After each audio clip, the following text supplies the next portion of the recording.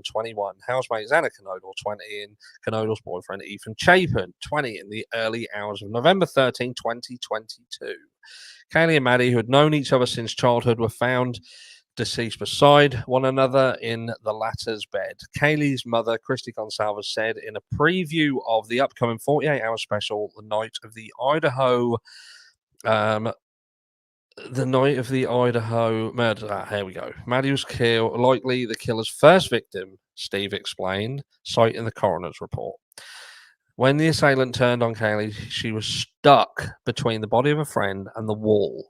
The bed was up against the wall, the headboard was touching the wall, and the left side of the bed was touching the wall. And he believed that Maddie was on the outside and Kaylee was on the inside, the grieving mother explained. The way the bed was set up, Kaylee was trapped.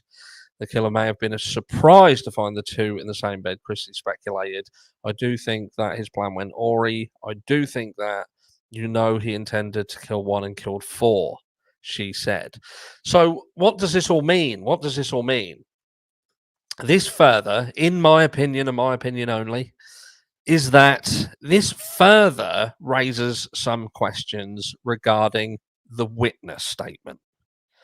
Now, look, I wouldn't have had a problem if right at the beginning it was stated that one of the surviving roommates saw everything. They saw what happened and they were scared out of their minds. And that is why nothing happened. But that is not what we was told. We was told by James Fry, yes, you, James Fry, that the surviving roommates were not witnesses. In press conferences, even when that was questioned, you specifically raised the point that they were not, and you had not said that they were witnesses. But later, it all transpired that more and more stuff was heard. Now, Dylan Mortensen had said that she had not only heard things, the numerous multiple things that you all know what she said. You all know. I don't need to go over it again and make this video longer. You know what she said. She said it and she saw something. We hear now Steve Gonsalves is saying that Kaylee was trapped and likely fought to escape but couldn't. Fought and escaped, or fought to try to escape and couldn't. That leads to an altercation. That leads to noise. That leads to noise that I believe, and this is only my opinion, that is what roused Ethan and Xana. Now, I believe whoever did this crime was talking to Ethan or Xana when the words "I'm here to help you" were spoken. And I believe that is because Ethan and Xana, or Ethan, one of them, both of them, whatever, came out to hear because they heard what was going on upstairs.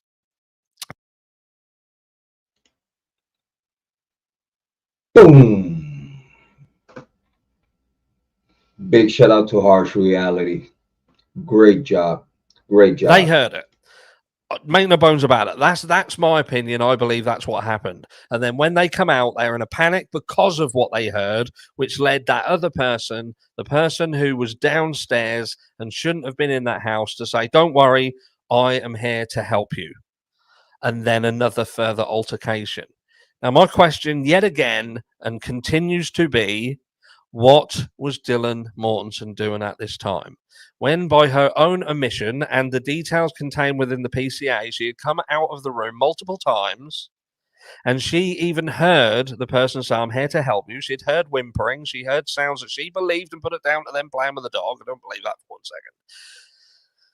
But again, that's just my opinion. And she's come out of her door, not once, not twice, I believe 3 times in total. And one of those was at a point when the person was walking towards her, would walk past and out through the sliding doors. That's the story that we've been given. But what is important about the time with which she came out to look, and it would just happen to be when that person is walking off? Why wasn't it when the initial sounds were happening and she saw them coming down the stairs? Why did it happen to be after all was said and done, everything was over, and she just happened to catch the aftermath and catch him walking past and walking out the sliding doors? I believe, and again, this is just my opinion, that Dylan heard everything. I don't even see how it's possible that she didn't. Maybe she heard everything. She was damn scared. And she got into a position where she'd left it so long, she then didn't know what to do and panicked and called friends and got other people over because she didn't know how to deal with it. She thought, how do I now call 911 to get help, to assist this situation? How do I do that? And this is where this all comes from. But Moscow PD have a question that's going to be put to them, and this is obviously going to be put in the courtroom, and that is why the delay, and what are you going to do about the delay? Because regardless of anything, the fact that Ethan Chapin, apparently, if you believe the things that have been said regarding Hunter coming over, and Hunter being the one that found Ethan and Xana in the positions that they are in and had to force open the door. Again, you have to. There's one or two things that happen here, and I touched on it yesterday, and that is that Ethan was either still alive when the killer left that property, and he made his way to the door to try and get out and succumb to his injuries in that doorway, or the killer didn't go out through that door and went out through the window. I'm not saying he went in through the window or anything like that. I'm just saying he could have got out through the window and didn't have to go back through the house. And why do I think that? I just think because I can't work out how the door would have been jammed shut if Ethan was deceased before the killer left the room. Makes no sense. If Ethan genuinely was trapping the door shut, doesn't make sense. And again, you have to consider the noise. They're on the same floor as Dylan Mortensen. Explain that to me. That's all I'm asking. This ain't about trolling someone. This is just asking for answers. I can't get my head around it.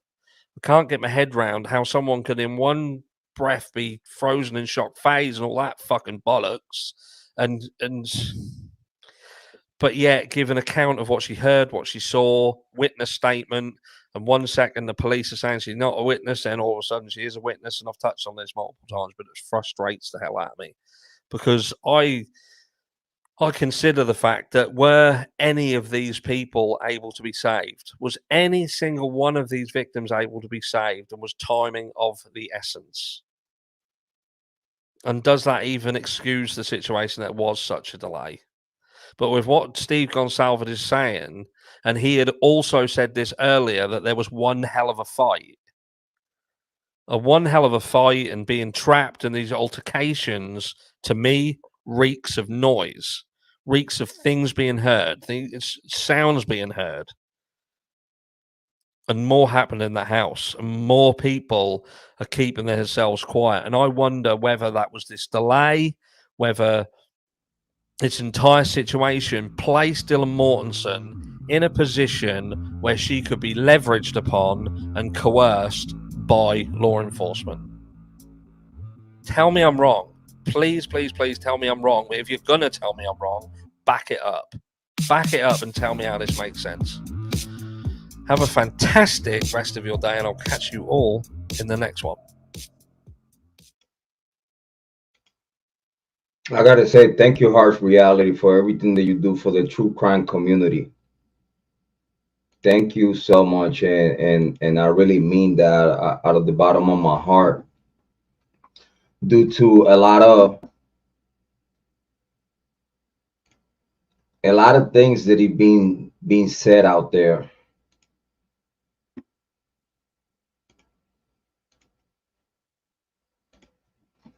Like I said, a lot of things that are being said out there don't make no sense. I'm very happy that after so many months and so many live streams, me talking about the same things that the Harsh Reality is sharing with Jrod. I feel in a certain way validated. And again, thanks Harsh Reality for everything he does for the true crime community. Thank you so much. I feel in a certain way validated because we have spoke about this for so long. And meanwhile, we're being on this island by ourselves. little by little things been coming full circle